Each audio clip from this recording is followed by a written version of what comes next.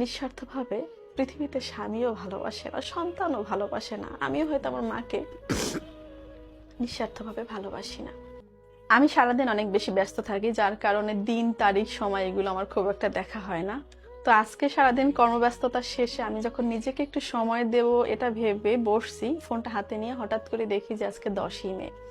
তো 10ই মে আমরা সবাই জানি যে মা দিবস। তো হুট করেই না আমার মায়ের কথাটা মনে পড়ে গেল। আর বেসিক্যালি আজকে এই ভিডিওটা হয়তো একটু অন্যরকমের কিংবা একটু বড় হবে। যদি কেউ বিরক্ত হন স্কিপ করবেন, কোনো সমস্যা নেই। আমি আমার পার্সোনাল কিছু কথাই আপনাদের সাথে শেয়ার করব। সেটা হচ্ছে, আমি আমার মায়ের সাথে ওইভাবে রেগুলার কথা বলি না। সচরাচর দেখা যায় 3-4 বার দিনে কথা বলা হয়, এরকম অনেক মানুষ আছেন। আমি আসলে ওরকম না। আমার হয়তো 1 সপ্তাহ 2 সপ্তাহ পরে আমার মায়ের সাথে কথা বলা হয়, সেটা ব্যস্ততা হোক, মান অভিমান যেটাই হোক না কেন। আমি এমন একটা মেয়ে যার যার পাশে দেখা যায়, হয় না অনেক বান্ধবী থাকে, বন্ধু থাকে, তা না। আমার এগুলো ভালো লাগে না, আমার একা থাকতেই বেশি ভালো লাগে। বা আমার দেখা যায় মানে অনেক মানুষের সাথে চলাফেরা করতে খুব একটা ভালো লাগে না। বিশ্বস্ত মানুষদের সাথে থাকতে বেশি ভালো লাগে। যদি আমি কোনো বিশ্বস্ত মানুষ পাই তাহলে তাদের সাথেই থাকার চেষ্টা করি। সো এই কারণে আমার হাজারটা মানুষ নেই। আমার কাজ, আমি, আমার সংসার, স্বামী, সন্তান, এগুলোই। তো এই যে এত বড় একটা গ্যাপ, 15 দিন 20 দিন পর আমার মায়ের সাথে কথা বলা, এই কথা বলার মধ্যে দেখা যায় অনেক সময় তোমার মন খারাপ হয়, হুট করে অনেক বেশি মন খারাপ হয়ে যায়। কেন জানি না, আমার মাও হুট করে সেই মুহূর্তেই আমাকে ফোন দেয়, ফোন দিয়ে বলে, কি রে, ভালো আছিস তো? তা আমিও ভাবি আসলে যে মানুষটা কি ম্যাজিক জানে, কিভাবে বুঝতে পারে যে আমার মনটা খারাপ। আসলে মাকে নিয়ে বললে তো আর ওইভাবে মানে অল্প কথায় বলা যায় না, অনেক কথাই বলতে হয়। সব থেকে বড় কথা হচ্ছে, আমরা প্রত্যেকটা সন্তান মায়ের কাছ থেকেই আসলে কথা বলা শিখি। মাই আমাদের কথা বলতে শেখায়, কিন্তু একটা সময় গিয়ে সেই মায়ের সাথে আমরা উঁচু গলায় কথা বলি।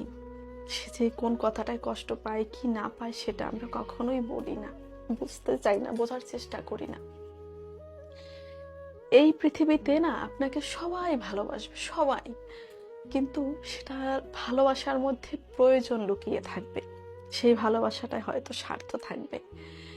কিন্তু একমাত্র মা সেই ব্যক্তি যে আপনাকে স্বার্থ ছাড়াই ভালোবাসবে, নিঃস্বার্থভাবে ভালোবাসবে। আপনার স্বামীও কিন্তু আপনাকে স্বার্থ দেখিয়ে ভালোবাসবে। নিঃস্বার্থভাবে পৃথিবীতে স্বামীও ভালোবাসে না, সন্তানও ভালোবাসে না। আমিও হয়তো আমার মাকে নিঃস্বার্থভাবে ভালোবাসি না। তো আমি মানে এইটাই বলতে চাই যে আমি আমার খারাপ সময় আমার মাকে পাশে পেয়েছি বা পাশে পাই, কিন্তু আমার মা হয়তো তার খারাপ সময়, যেহেতু আমার মায়ের কোনো ছেলে সন্তান নেই বা সে বাড়িতে একা থাকে, তার খারাপ সময়, তার একাকিত্বে হয়তো সে আমাদের কাউকেই পায় না। খুব ইচ্ছা করে মাকে বলতে যে মা, তোমাকে ভালোবাসি, আর তোমার মতন কেউ না আমাকে ভালোবাসে না। এটা আমার বলতে ইচ্ছে করে, কিন্তু বলতে পারি না। ওই যে একটা বয়সের পরে ইগো চলে আসে, বলতে লজ্জা লাগে। মাকে জড়িয়ে ধরে কান্না করতে পারি না, বা মাকে বলতে পারি না তোমায় ভালোবাসি, ইগোতে টান লাগে। আমি আজকে হয়তো একটু বেশি আবেগপ্রবল হয়ে যাচ্ছি, কারণ আপনি,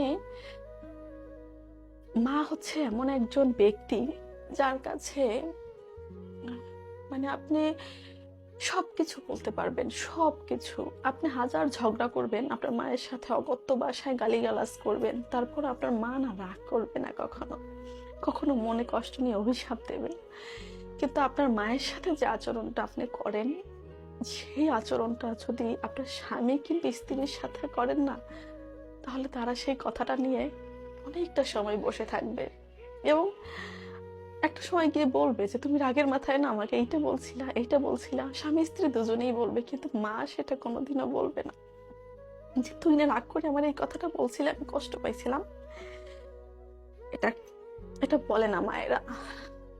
আমি শুধু বলতে পারতেছি না কথা, এতগুলো কথা বলার একটাই কারণ, সেটা হচ্ছে আমরা প্রত্যেকটা সন্তান মা বাবাকে এমন একটা সময় গিয়ে অবহেলা করি যে সময়টায় আমাদেরকে অনেক বেশি প্রয়োজন হয়। এই মায়ের মতন ভালো এই পৃথিবীতে কেউ বাসে না, কেউ আসতে পারে না, এটা চরম সত্য কথা। শুধুমাত্র মা দিবসেই যে মাকে ভালোবাসবো তা না, এছাড়া প্রত্যেকটা দিন প্রত্যেকটা মুহূর্তই যেন মা দিবস হয়, এটাই আমাদের প্রত্যেকটা সন্তানের কাম্য।